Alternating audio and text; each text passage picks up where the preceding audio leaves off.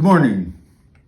Today is Wednesday, March 23rd, and this is Devotions from St. Paul Evangelical Lutheran Church in Carlisle, Pennsylvania. I'm going to take a story from the Old Testament today, from the book of Numbers, about Moses sending spies into the promised land to see what it's like before they went in and occupied that land.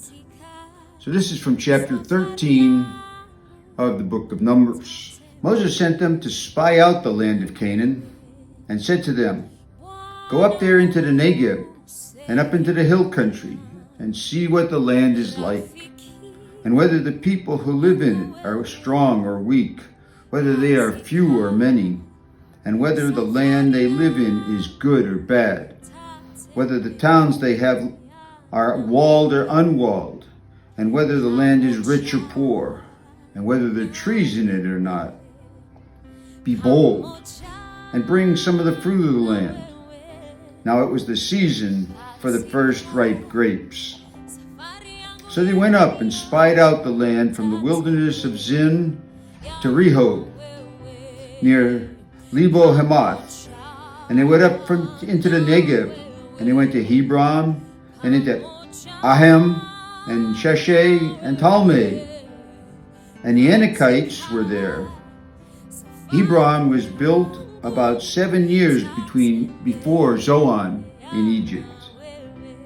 And they came to the Wadi Eshcol and cut down from there a branch with a single cluster of grapes, and they carried it on a pole between two of them. And they also brought some pomegranates and some figs. That place was called Wadi Eshcol because of the cluster that the Israelites cut down from there. At the end of 40 days, they returned from spying out the land. And they came to Moses and Aaron and to all the congregation of the Israelites in the wilderness of Paran at Kadesh. They brought back word to them and to all the congregation and showed them the fruit of the land. And they told them, "We have come to the land to which you sent us. It flows with milk and honey, and this is its fruit." So Moses sent spies. Now, in a passage just prior to what I read, Moses sent 12 spies, one from each of the tribes of Israel. And they were leaders in those tribes, and they were chosen for that task. So they went out and they spent 40 days in the promised land in Canaan. And they came back and they had a good report. It's a land flowing with milk and honey. Look at the fruit that we brought back, grapes and pomegranates and figs.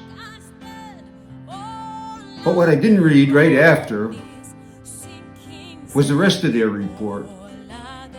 10 of the spies said, "But the people are large and numerous, and the cities are fortified and strong, and we cannot go up into that land." But 2 spies, Caleb and Joshua, spoke to the people and said, "We should go into that land, for the Lord promised it to us, and he will be with us." They did not go. And 40 years later, when they finally did go, the only 2 of the spies, and in fact the only 2 of that generation that actually went into the promised land, were Caleb and Joshua. So what's all this have to do with us today? Well, I think a number of things.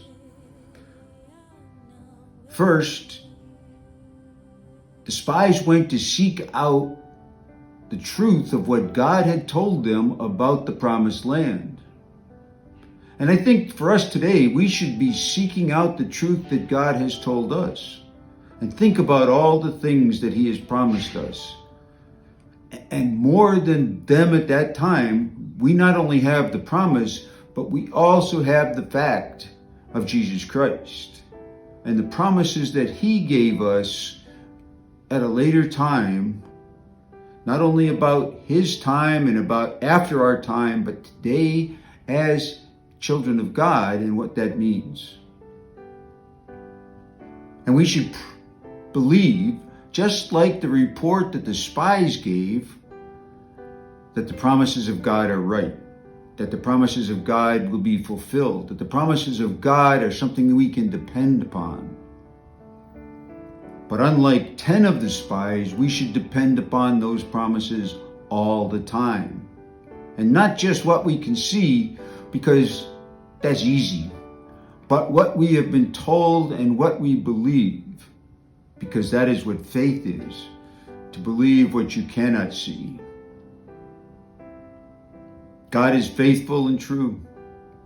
God wants a relationship with us, and so he gives us these promises, and we have to believe them. I think this is an interesting story from the historical standpoint, but I do think that it has things to teach us today about faith and about believing in God's promises and about acting on that belief and understanding and believing that God will be with us when we make those actions. So today, think about what God has promised us. Think about what God has promised you.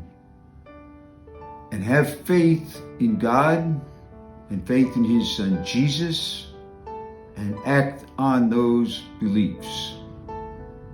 Thank you.